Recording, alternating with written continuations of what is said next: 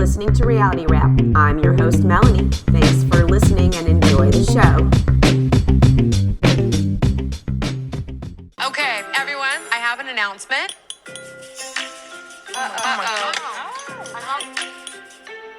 Jared and I, we are officially broken up. I love this. Okay. Yay! You guys, I had this epiphany.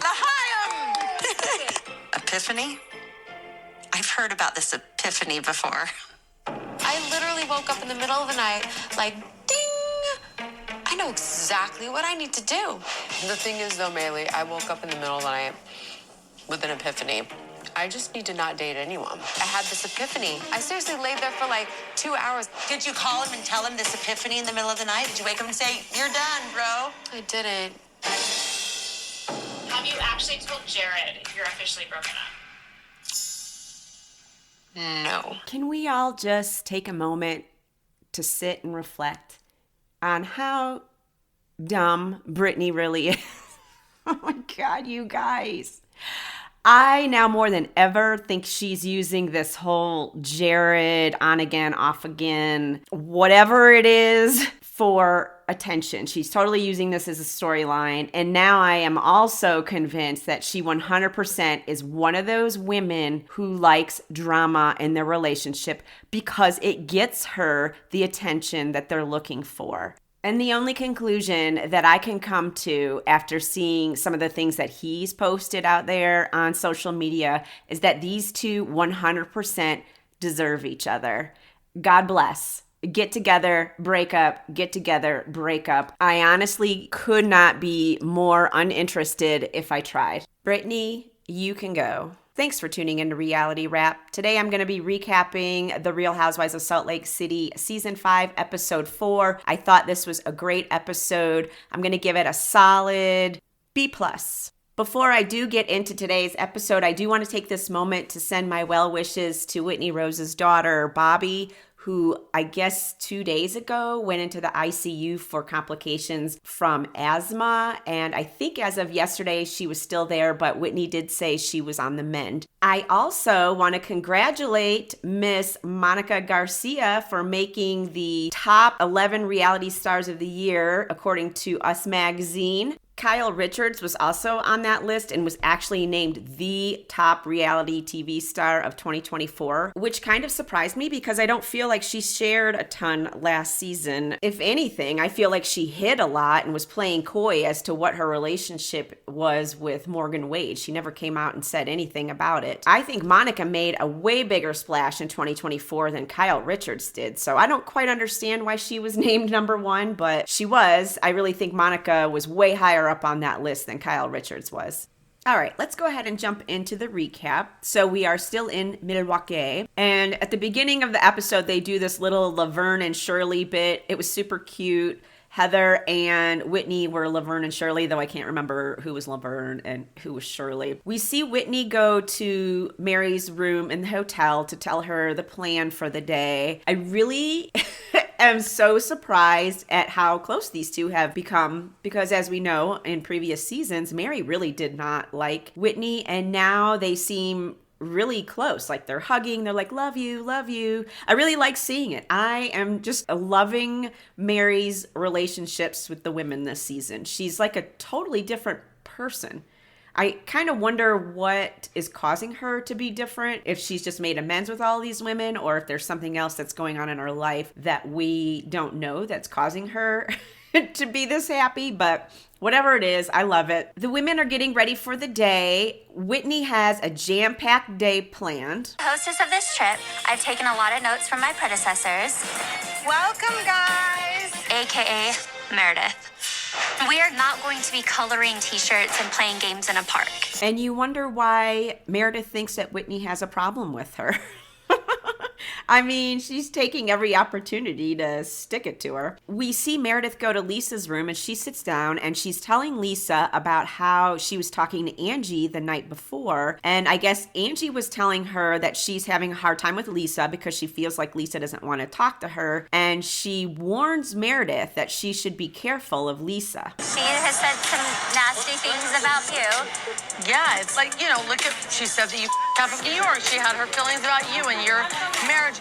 I mean, knowing what she said about your family, do you fully feel like you trust her 100% now? I'm not really sure what these two are trying to do. I'm with Meredith. I think they're trying to get Meredith to turn against Lisa for whatever reason, because those two are not in a good spot with her. Meredith tells us that she and Lisa have worked through those issues already and have moved forward, and she feels like Whitney and Angie are trying to get her to take their side. The things that they brought up to Meredith in that clip that we saw were actually pretty old. They were from a couple seasons ago. And Meredith and Lisa actually seem like they're in a really good place this season. So clearly they've worked through whatever issues they had together and have moved past it. And now you have these two who are trying to like rehash old things to get her to turn against Lisa. I mean, it's very obvious what they're doing, at least to me. Understandably, Lisa cannot believe that Whitney and Angie are trying to turn Meredith against her. There's no reason why you should be like trying to with my friendship. Friendshipers. I love when she said that. Friendship fuckers. Whitney goes down to Heather's room, and Heather tells us that she's feeling very conflicted because Meredith still has not told Whitney about the Alibaba rumors going around, and that she feels like Whitney needs to know so she could start doing damage control, because this can be very damaging to a business. But at the same time, she doesn't want to ruin Whitney's trip by telling her this. So obviously she's going to tell her, which is exactly what happens later on in this episode. Whitney makes her way to Lisa's room to tell her the plans for the day, and Lisa tells her that she's going to pass and that she'll meet up with her later on at dinner. Whitney's like, well, what are you going to do? We all came here together to do stuff together. And Lisa's like, oh, I have other plans. Whitney's like, okay, and leaves. So she obviously knows something's up. I can't really say I blame Lisa for not wanting to go with them. You have Whitney and Angie who were trying to convince Meredith that Lisa is bad. And then she had that whole fight with Bronwyn when they were at the Bucks game. So she has three people that she's got a conflict with. So I understand why she didn't want to go. But when I saw she was going to go curling with Britani, not so much Meili, she seems totally fine, but Britani, you know things are pretty bad when she would rather spend time with Britani than the rest of the group. And you know Britani was like, oh my God, Lisa Barlow wants to spend time with me. Of course I'm going to go curling with her. She's such an idiot. We see everybody who's going to go to the Miller Caves get on the bus, and I think it's Angie. She asks where everybody is, and Whitney tells her, well, I knocked on Lisa's door, and Lisa told me that she was going to go do something else with Britani and Meili. Bronwyn is shocked that this is who Lisa decided to go hang out with. She's like, she must have just walked down the hallway and decided whoever she ran into first was who she was going to ask to go curling with her. I also thought it was kind of weird that Meili decided to go with Lisa, considering she's Whitney's friend. You would have thought she would have gone with Whitney. Everybody is kind of speculating as to why Lisa wasn't coming along, and Whitney asks Meredith if she told Lisa about what they had said about Lisa last night. And she's like, yes, I did. Lisa and I agreed that if anything was coming in between us, that we would talk about it. And everybody was like, oh, that makes sense now. Although I'm pretty sure Whitney knew exactly why Lisa wasn't coming. Lisa, Meili, and Britani go curling, which I still don't fully understand what exactly curling is. Are they sweeping ahead of the weight to make it go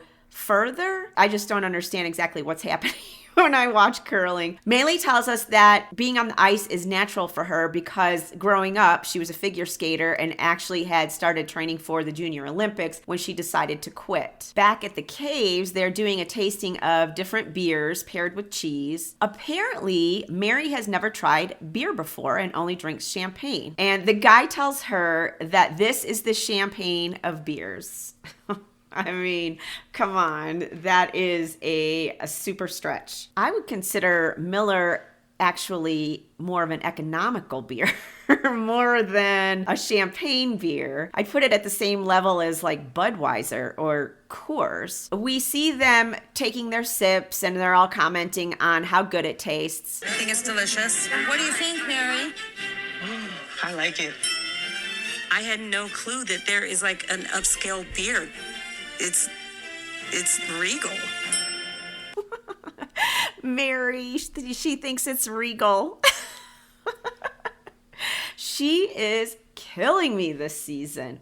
I'm loving watching her. Back at the ice rink, Britani tells Lisa and Meili that Jared is blowing up her phone. She shows them the text, and in the text, he's referring to their relationship as a friendship and that he thought he meant more to her. Lisa's like, he's being super manipulative. And in her talking head, Lisa tells us that Britani is the typical Mormon woman who thinks she needs a man to make her valuable, and that this is such an outdated way of thinking, which I 100% agree with, but I'm very surprised that Lisa says this considering she is still a Mormon and her husband and son are very much part of the church. Back at the caves, they finish up their tastings. Everybody except for Heather and Whitney go off to hear ghost stories from the bartenders. And the bartenders ask them if they had ever been to Milwaukee before. So is this your first time here in Milwaukee? Mm-hmm. Yeah. Meredith, Dad and my dad are from Milwaukee. My dad used to live like a street across from Jeffrey Dahmer. And one day they was taping off the apartment and they were bringing like bags to the police cars. And he said, I had no idea those were body parts and they were cooked. And that's like the only thing I have tied with Milwaukee. My dad did lie sometimes, so I hope he didn't make that up. Oh my gosh, the bartenders' faces when she was telling the story were just like, okay. And Meredith looked horrified. Oh my God, Mary. And she's so like oblivious that what she's saying is kind of offensive. And then to turn around and say, I hope my dad wasn't lying. Oh my gosh. Back at the table, Heather and Whitney are sitting down and they're tasting different beers. And Heather tells Whitney that she planned a great trip. And then says, there's really something I need to talk to you about. And then tells her that she was talking to Meredith and that Meredith had told her that people were talking about her business Prism and saying that her pieces were coming from Alibaba. Whitney tells her that her business partner had actually brought the social media post to her and asked Whitney if she thought that it was one of Whitney's friends that was out there saying that her stuff came from Alibaba. Whitney tells us in her talking head that she does not buy her stuff from Alibaba, that she buys it from curated vendors, and that it's not like Meredith is diving in the ocean to get her caviar. I understand what she's saying, that a lot of these different businesses get their merchandise from vendors who get their merchandise from somewhere else, probably China, depending on the quality or whatever of the merchandise. So I understand that. But at the same time, that doesn't mean that her stuff didn't come from Alibaba. Maybe the vendor that she purchased it from got it from there. And later on in the episode, she leads us to believe that she custom designs some of her jewelry because when she's handing out the necklaces, she says, I wanted to give you guys all a piece of my custom designed jewelry. But here she's saying that she purchases her items from curated vendors. So which one is it? Whitney tells Heather that she feels like Meredith is digging up information about her because Meredith is upset that Whitney started a jewelry line. Heather does tell her that she doesn't think that Meredith was the source of this information. And Whitney's like, I don't care if she's the source. If she was my friend, she would have called me instead of going around and talking to people and telling people about it. Not sure why Whitney would think that Meredith would call her because last season, Whitney accused her of digging up stuff on Angie. So they weren't really in a good place. They all head back to the hotel to go get ready for their dinner at Harley Davidson. On the bus to Harley Davidson, Whitney brings up how it has been brought to her attention that she buys her jewelry from Alibaba. Meredith tells her, I didn't start that rumor. I just saw it and felt badly about it because I would have helped you.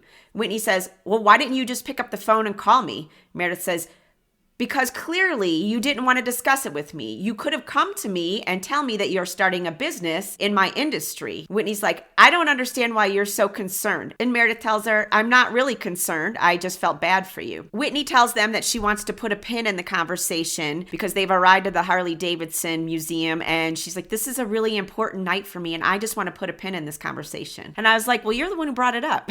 Why are you putting a pin in the conversation when you're the one who started the conversation? At the museum, Bill Davidson greets them and he's showing them around the museum. And then they all go sit down for dinner. This is where Whitney hands out some of her jewelry and she tells them that she wanted to give this to them earlier, but because they were talking about her business, she didn't feel comfortable. And once again, she confronts Meredith. So she's now pulling the pin out of the conversation and bringing it up again. And she tells Meredith that she feels that if Meredith really cared, she would have picked up the phone and called her. She's already made this point, but she's bringing it up again. Meredith tells her that she's making a bigger deal out of it than it really is, and that she just felt badly, and that was it. She then asks Lisa to confirm that this is what she said to her, and Lisa agrees. And Lisa at this point starts to give her opinion, which we all know Lisa has a hard time sitting quietly and loves to talk. Whitney tells her that she just wants to have a conversation with Meredith. Which, then why did you bring it up at the table in front of everybody? For somebody who was expecting Meredith to pick up the phone and call her instead of telling other people about what she heard, now you have her saying, I just want to have a conversation with Meredith. So why didn't you just do it privately, just like you wanted Meredith to do the same for you? Instead, you do it at the table where everybody can interject and give their opinion on what's going on. Whitney tells Meredith that she is mad because Meredith talked about it instead of coming to Whitney directly, and that this is called gossip. Lisa interjects again and tells her that when Angie and Whitney went to Meredith to talk shit about her, that was also gossip, and that she doesn't need Whitney and Angie going to Meredith and asking Meredith if she actually trusts Lisa, that they're just interfering in her friendship. Whitney tells her that she feels like she's being steamrolled by Lisa, which, I mean, I get how she could feel that way, especially since we all saw how everybody jumped on her at Lisa's dinner, but Whitney, you keep stirring the shit that causes people to come after you. What do you expect them to do? At this point, Angie tries to come to Whitney's aid. Steamrolled when I come to you with facts. Is that what you feel steamrolled by? Lisa, listen, I don't hear anything from you since I left your event because I voiced my opinion about, and it didn't match how you felt about Whitney. We went to lunch, and I told you, I don't care if you back Whitney. I know you back Whitney. What got me upset is you meddling in my friendship with Meredith. I'm not meddling in your friendship with Whitney. I don't care that you sided with Whitney. That's your opinion. I don't care that you're friends with her, but you're saying I do. I don't care. I don't give a about at your event. I say exactly what I mean. No, I care that you went to her with stuff I said to you in confidence, and I said you just changed our relationship. Did you tell Whitney about our conversation that you had with me and Heather? I talked to her about part of it, yeah. Well, then, you know how I feel about this right now? I am isolated right now. Don't do that to me. You don't like that I'm not just doing whatever you want me to do. I don't give a Yes, you do. Don't do that to me. You do. Bitch, don't do that. I'm back mad right now. I'm pissed at you. Am I a loyal friend? To you now. Am I a She loyal never said friend? anything. She I don't came, you tell verbatimly you said the you're same a bitch. I've never said you've been a bitch to me at times. You've kept me up at night. Okay. Like, You know what you did? You called me every day, and then I told you exactly how you made me feel what you did to me, and you couldn't deny it. And I was like, I need a break from you, and you needed a break from me. I don't think you've been a good friend to me lately. Go hang out with everybody but me. I'm here. Where were you this morning? Call Electra. Wait, isn't that what you do? Hold on, it's Electra. That's what you do when you have to get away from having a conversation with me after you call me. Let's not bring kids into this. I'm not bringing kids into it. It's her excuse to get off from me. If I hang up, it's because I'm a responsible mother who pays attention to my child. Oof, that was not a good look for Lisa. I was kind of in agreement with her up until she brought Angie's daughter up. That was way too far. I think she was trying to get across that Angie finds an excuse to get off the phone with her, but it completely fell flat, and she knew it. And everybody was sitting there quietly after she said that. And I don't know how she's going to recover from that. At this point, this is when Britani thinks that she's going to break the tension with her dumb toast that I played at the beginning of the episode, where she makes an announcement that her and Jared are officially broken up, even though she hasn't let him know because she's an idiot. Bronwyn tells her, I really don't understand what's so special about Jared. Last night, Lisa asked you what you liked about him, and you said that he was your best friend, but you didn't really go into what you like about him. Heather chimes in that it's because he's an Osmond, and essentially that Jared uses the Osmond name to get attention. And Britani kind of agrees with her. Bronwyn then asks her if she's actually in love with him, or is she in love with the name Osmond? Britani says, I'm in love with him, and you should worry about your own marriage. And then she's like, what's your husband's name again? And Bronwyn says, so you're telling me I need to worry about my own marriage, yet you don't even know what my husband's name is. Britani asks her how she met her husband, so Bronwyn tells her exactly how she met him. And then she starts asking her all kinds of rude questions, like, was she attracted to his money? How big is their age gap? Is she attracted to him? I think she thought that she was really going to do something here, like she was really going to stick it to Bronwyn. She was pretty much implying that Bronwyn is a gold digger. But really, Britani just made herself look stupid. And this is the difference between Britani and Bronwyn. Britani keeps talking about all of her issues with Jared and making toasts about him and pretty much making a spectacle of herself and her relationship with this guy. Bronwyn